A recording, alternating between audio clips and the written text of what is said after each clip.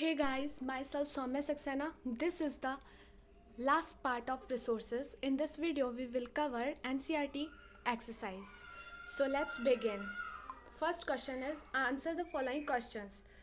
Question first है why are resources distributed unequally over the earth? Resources अर्थ पर unequally distribute क्यों होते हैं? So the answer is the distribution of resources depends on physical factors like terrain, climate, and altitude. The distribution of resources is unequal because these factors differ so much over the earth. Resources का जो distribution होता है वो physical factors पे depend करता है like terrain हो गया, क्लाइमेट हो गया, एल्टीट्यूड हो गया. सो जो रिसोर्सेज का डिस्ट्रीब्यूशन है वो अनइक्वल कभी सेम नहीं रहता क्योंकि ये फैक्टर्स जो हैं वो चेंज करते रहते हैं. जैसे क्लाइमेट हो गया, मौसम हो गया, वो चेंज होता रहता है. तो इस पे डिपेंड करता है रिसोर्सेज का डिस्ट्रीब्यूशन. नेक्स्ट क्वेश्चन है what is resource conservation. Resource conservation क्या है? Using resources carefully and giving them time to get renewed is called resource conservation. किसी भी रिसोर्स को केयरफुली मतलब सावधानी पूर्वक यूज़ करना और उसको इतना टाइम देना कि वो रिन्यू हो सके, उसको रिसोर्स कंजर्वेशन कहते हैं. थर्ड क्वेश्चन है why are human resources important. Human resources important क्यों होते हैं? Human resources are important because the development of other resources depends on it. Humans have knowledge, skill, and the technology to develop other resources. Human resources important होते हैं क्योंकि जो other resources का development है वो ह्यूमन रिसोर्स पे depend करता है. क्योंकि ह्यूमन रिसोर्सेज में कौन आते हैं? ह्यूमंस आते हैं. ह्यूमंस के पास नॉलेज होती है, स्किल्स होती हैं, टेक्नोलॉजी होती है और रिसोर्सेज को डेवलप करने की.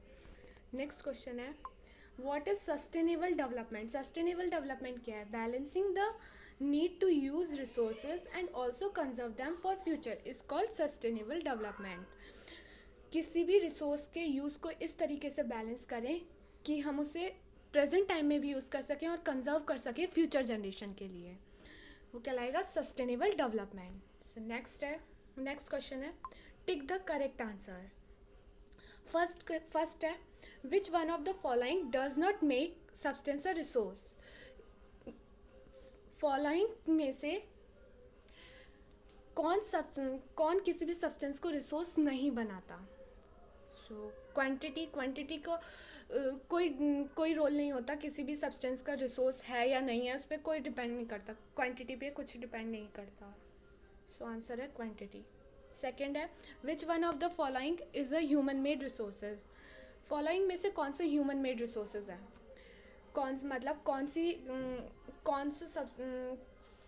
फॉलोइंग में से कौन सी चीज़ ह्यूमंस के द्वारा बनाई गई है?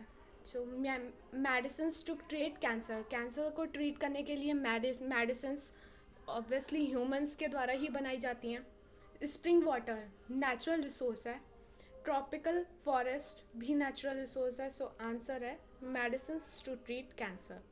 Next complete the statement biotic resources are derived from living things, made by human beings, derived from non-living things. So answer है derived from living things.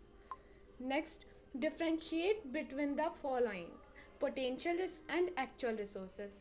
So potential resources में entire quantity are unknown, मतलब उसकी quantity unknown होगी, कितनी quantity है हमें नहीं पता होता. वो resources potential resources कहलाते हैं. They are not used at present. ये present पे मतलब ये प्रेजेंट में यूज़ नहीं किए जा सकते. फ्यूचर में हम यूज़ करेंगे इन्हें. जैसे हाई विंड स्पीड हो गया, यूरेनियम हो गया. एक्चुअल रिसोर्स में द क्वांटिटी इज़ नोन, मतलब क्वांटिटी हमें पता होगी कितनी क्वांटिटी में वो प्रेजेंट है. दे आर यूज्ड एट, हम उसे प्रेजेंट टाइम में भी यूज़ कर सकते हैं. एग्जाम्पल हो गई coal, petroleum, dark soil etcetera. Next ubiquitous and localized resources. Ubiquitous resources में दे आर फाउंड एवरीवेयर, मतलब ये हर जगह पाए जाते हैं. एयर हम कहीं भी हो सांस ले सकते हैं ना. वाटर हम कहीं भी पानी पी सकते हैं. So these are ubiquitous resources. Localised resources they are found at certain places, मतलब ये कुछ एक सर्टेन प्लेस पे पाए जाते हैं. एग्जाम्पल हो गया copper and iron ore. Thanks for watching.